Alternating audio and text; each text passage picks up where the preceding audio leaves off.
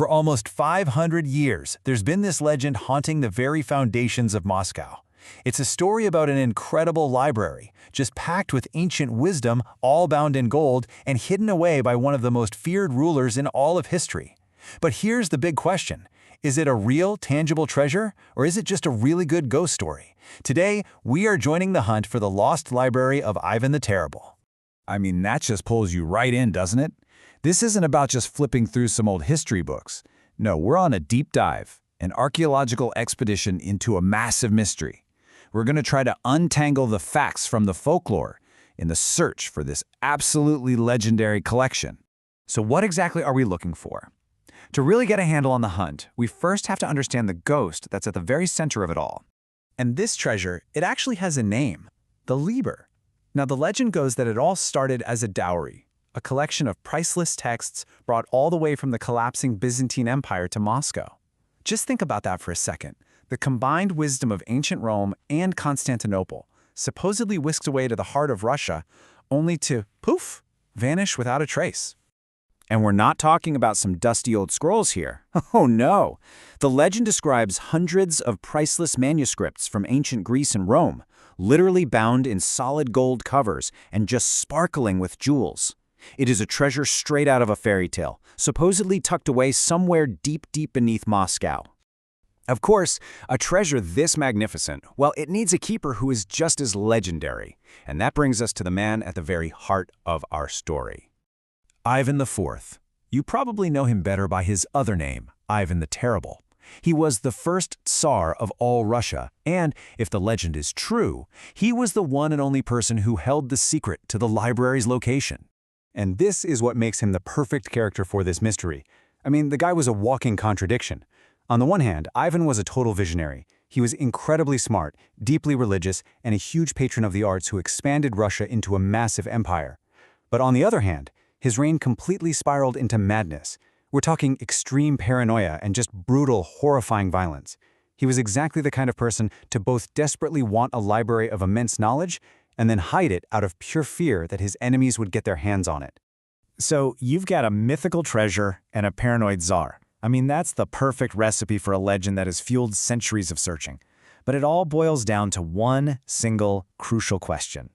So which is it? Is there a real, physical library just waiting to be found in some forgotten vault?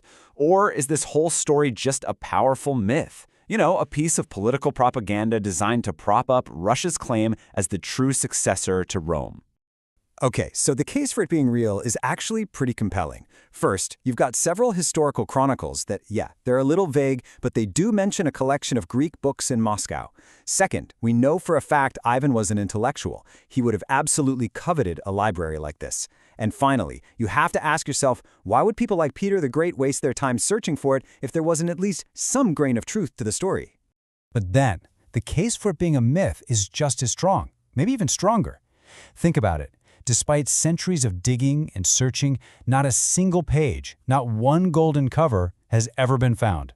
With zero definitive proof, the story starts to look a lot more like a really useful political tool, a founding myth to position Moscow as the Third Rome, the new center of world power. Now, this is usually where the story ends, right? You're stuck in this stalemate between belief and skepticism. But today, technology is giving us a whole new way to look at this very, very cold case. And this has led us down a completely new path. Instead of, digging through the cellars of the Kremlin, researchers are now digging through data. And they're asking this fascinating question. If we can't find the physical library, can we digitally reconstruct its ghost? So, here's how this actually works. You take an AI and you train it on thousands and thousands of pages of surviving Byzantine manuscripts. It doesn't just read them, it absorbs them.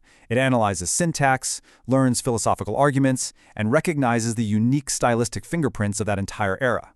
Then, it uses all that deep knowledge to generate plausible versions of what those lost texts might have actually said. It's basically filling in the blanks of history.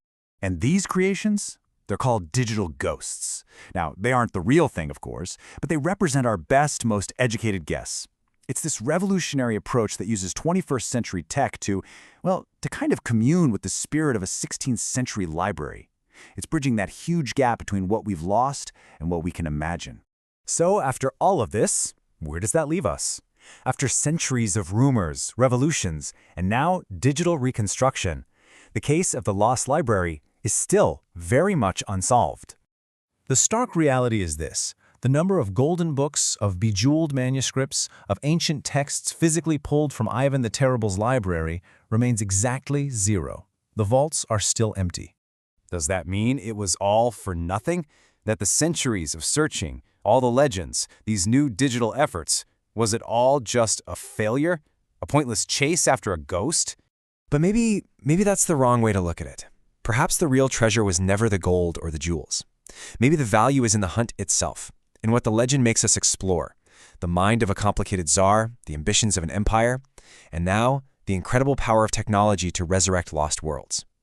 The library might be a ghost, but the history we uncover while we're searching for it, that is very, very real.